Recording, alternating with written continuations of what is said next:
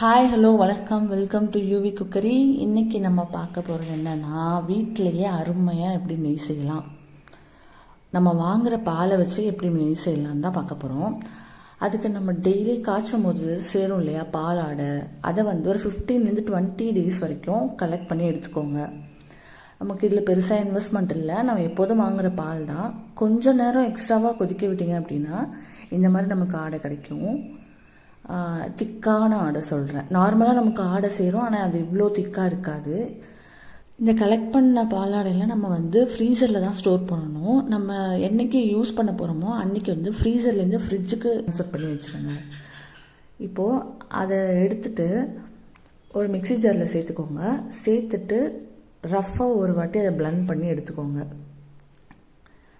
அதை எடுத்ததுக்கப்புறமா அது கொஞ்சமாக திரண்டு வரும்.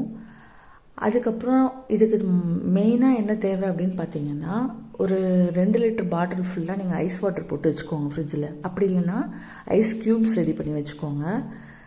ஸோ அதுதான் நமக்கு இதுக்கு தேவைப்படும். நான் இதில் ஃபுல்லாக ஐஸ் வாட்டர் தான் யூஸ் பண்ணியிருக்கேன். கொஞ்சம் கொஞ்சமாக ஐஸ் வாட்டர் சேர்த்து அடிச்சிங்கன்னா அது இந்த மாதிரி கன்சிஸ்டன்சியில், பார்க்கவே பால்கோவா மாதிரி இருக்குது பார்த்தீங்களா, அந்த மாதிரி கன்சிஸ்டன்சியில் வரும். அதுக்கப்புறமா இன்னும் கொஞ்சம் தண்ணி ஊற்றி அடிச்சிங்க அப்படின்னா தான் நெய் திரண்டு வரும். நெய் திரண்டு வர வரைக்கும் நீங்கள் தண்ணி ஊற்றி அடிச்சுட்டே இருக்கணும். இப்போ பாருங்கள், நான் கையில் எடுத்து காட்டுறேன். இந்த மாதிரி அவ்வளோதான். இப்போ வெண்ணெய் திரண்டு வந்துடுச்சு. ஸோ இந்த வெண்ணெயை நம்ம இதுலேருந்து புழிஞ்சு எடுத்து ஒரு பாத்திரத்துக்கு ட்ரான்ஸ்ஃபர் பண்ணி போகிறோம். அதுலேயும் நீங்கள் கொஞ்சம் ஐஸ் வாட்டர் சேர்த்துக்கோங்க. ஐஸ் வாட்டர் சேர்த்துட்டு அதில் நம்ம இதில் உள்ள எல்லா வெண்ணெயையும் நல்லா புழிஞ்சு ஃபில்ட்ரு பண்ணி அதில் சேர்த்துக்க போகிறோம்.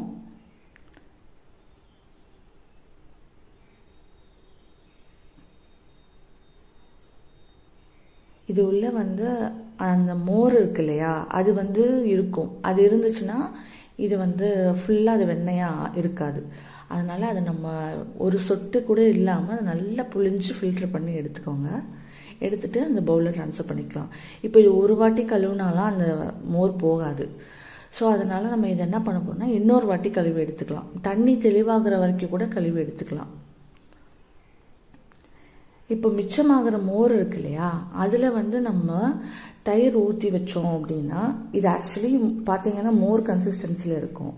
இப்போது உரப்பு ஊற்றுனீங்க அப்படின்னா அது நம்ம தயிராக கூட யூஸ் பண்ணிக்கலாம். நல்லா கெட்டி தயிராக வரும். இப்போ நம்ம இது 2வது வாட்டி வாஷ் பண்ண போகிறோம். நல்லா தண்ணி ஜில்லுன்னு இருந்துச்சுன்னா உங்களுக்கு அது கையில் வெண்ணெய் கையில் மெல்ட் ஆகாமல் கிடைக்கும். ஸோ அதனால் நல்லா கோல்டு வாட்டரை யூஸ் பண்ணிக்கோங்க. இப்போ இது எல்லாத்தையும் ஒரு பாத்திரத்தில் ட்ரான்ஸ்ஃபர் பண்ணி நம்ம அதை மெல்ட் பண்ண போகிறோம். எனக்கு கீ வேணுங்கிறதுனால நான் மெல்ட் பண்ணுறேன். உங்களுக்கு பட்டரே ஓகே, வெண்ணெயாகவே இருக்கட்டும் அப்படின்னா நம்ம ரெடி பண்ணி வச்சுருந்த அந்த உருண்டெல்லாம் இருக்கு இல்லையா, அது எல்லாத்தையும் ஒரு ஷேப் ஆக்கி ஒரு பாத்திரத்தில் போட்டு வச்சுக்கோங்க. அதுதான் நம்மளோட வெண்ணெய். இல்லை எனக்கு கீ வேணும் அப்படின்னா இந்த ப்ராசஸையும் நீங்கள் பண்ணணும். ஸோ அதை நல்லா கொதிக்க விட்டு மெல்ட் ஆனதுக்கப்புறமா நம்ம முருங்கைக்கீரை இருக்கு இல்லையா, முருங்கைக்கீரை போட்டிருக்கோம், ஒரு கொத்து போட்டிருக்கோம். கூடவே ஒரு சின்ன கல் உப்பு போட்டிங்கனாலும் நல்லது தான். எதுக்குன்னா இந்த நெய்யை முறிக்கிறதுக்கு. போட்டோடனே இங்கே பாருங்களேன், திரியாக வருது பாருங்கள். ஒரு மாதிரி செமி சாலிட் கன்சிஸ்டன்சியில் அது வண்டல்னு சொல்லுவோம், அது பிரிஞ்சு வரும். அந்த வண்டல் இந்த மாதிரி சாலிட் ஆகிடும், ரவுண்டாக ஆகி சாலிட் ஆனதுக்கப்புறமா நீங்கள் ஸ்டவ் ஆஃப் பண்ணிக்கலாம். ஆஃப் பண்ணிவிட்டு இது நம்ம ஃபில்ட்ரு பண்ண போகிறோம். ஃபில்ட்ரு பண்ணுறதுக்கு நீங்கள் எப்போதும் யூஸ் பண்ணுற பிளாஸ்டிக் ஃபில்டராக இருந்தால் அதில் தயவு செஞ்சு பண்ணிடாதீங்க, அப்படியே உருகிரும். இந்த மாதிரி ஸ்டீல் ஃபில்டரில் தான் நீங்கள் ஃபில்ட்ரு பண்ணணும். எடுத்து நல்லா ஃபில்ட்ரு பண்ணி எடுத்துக்கிட்டோம் அப்படின்னா பியூரான நெய் நமக்கு கிடச்சிரும். ஃபஸ்ட்டு 1 டே ஃபுல்லாக அது இந்த மாதிரி ஆயில் மாதிரி தான் இருக்கும் பார்க்கறதுக்கு. எனக்கு இந்த 15 டேஸ் 15 to 20 டேஸ் கலெக்ட் பண்ண பாலாடையில் 175 ml எனக்கு கீ கிடச்சிருக்கு. நான் பசும்பாலில் தான் காய்ச்சிருக்கேன். நீங்கள் பாக்கெட் பாலாக இருந்தாலும் சரி, அதுலேயும் நம்ம பண்ணலாம். பசும்பால்னா ஆடை நிறையா சேரும். இப்போது நம்ம பசும்பால் 1 லிட்டர் 44 ரூபா. அதுலேயே நமக்கு ஆடை கிடச்சி 15 to 20 டேஸில் கிடைக்கிற ஆடையில் 175 ml நம்ம கீ கிடச்சிருக்கு. பாருங்கள், நமக்கு அருமையான நெய் வந்து வீட்டிலே ரெடி ஆகிடுச்சு. நீங்களும் ட்ரை பண்ணி பாருங்கள். ட்ரை பண்ணி பார்த்து ஃபீட்பேக் ஷேர் பண்ணுங்கள். தேங்க்யூ ஃபார் வாட்சிங்.